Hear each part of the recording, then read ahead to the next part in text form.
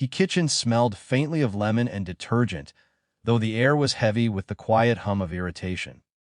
Saul's hands were wet and soapy, moving rhythmically over the plates, knives, and cups stacked in the sink. Across the room, the younger siblings sprawled on the couch, earbuds in, phones in hand, laughter rising in faint bursts between them.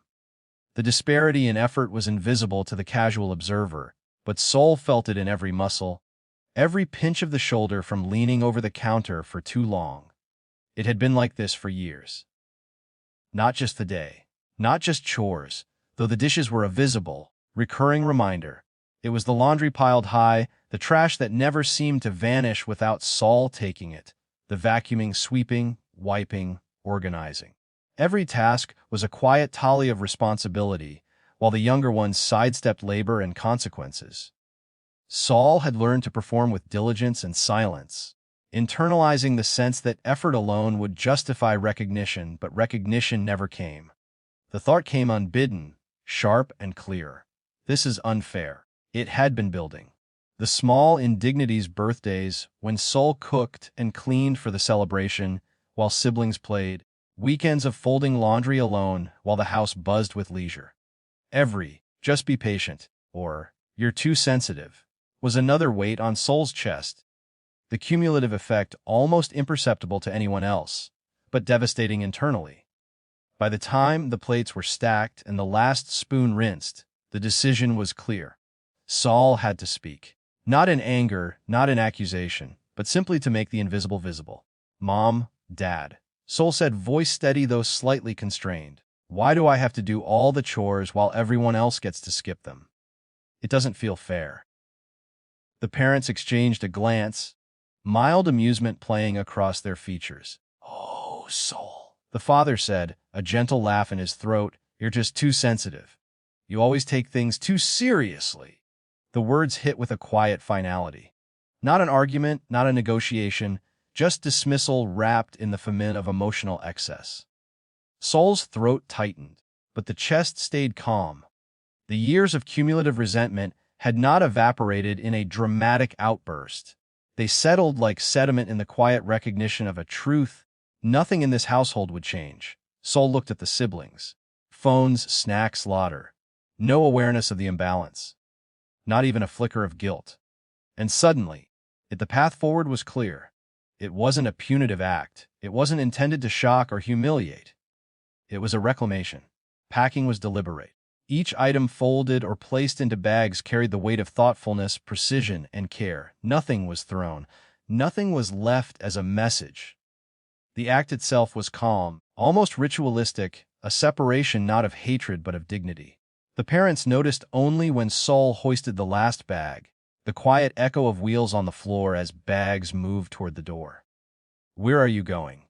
the mother asked, voice rising slightly, curiosity edging into mild alarm. "Out," Saul said, simple, measured. There was no protest, no dramatic chase, just the closing of the door, a faint click, a pause. Then silence. Outside, the evening was cool, carrying the scent of winter rain on concrete. Saul walked steadily, a single step at a time, and felt an unfamiliar but undeniable lightness. Each step away was a reclamation of autonomy, the accumulation of years of overlooked effort crystallizing into a single act of control. There was no celebration, no triumphant exclamation. Just the quiet acknowledgement that fairness, when denied by others, could sometimes only be achieved by removing oneself from the imbalance. Saul found a small, modest apartment a few blocks away. It smelled faintly of paint and wood polish, and the hum of a radiator became a comforting companion. For the first time in years, the chores were only Saul's to decide, the schedule entirely self-directed. Freedom came not in grandiose revenge, but in quiet control, a dignity regained without spectacle. In the days that followed, messages from the parents were polite, tinged with mild concern, but none addressed the injustice directly. The younger siblings continued as before, unaware or indifferent, their laughter still audible in memory. Saul observed, occasionally wistful, occasionally firm, but never with the need for acknowledgement. The house left behind was unchanged, but Saul's place in the world had shifted in a concrete, undeniable way. There was ambiguity in the new life. The apartment was small, the rooms sometimes echoing in solitude. But solitude felt different now. It carried not loneliness, but quiet liberation. Saul had moved not to punish, not to lecture, but to assert existence on terms that felt fair. And that, Saul realized, was enough. The story ended with a faint glow through the apartment window, evening light mingling with the hum of a distant city. The past still lingered, unresolved. Parents' voices still echoed faintly in memory. Siblings' laughter still had its space in the world. But Saul's dignity, once tethered to invisible labor and unacknowledged fairness, now occupied its own space, quiet, calm, and unequivocal. No fireworks. No dramatic confrontation. Just a door closed, a life packed and moved, and a step forward into a small, steady freedom.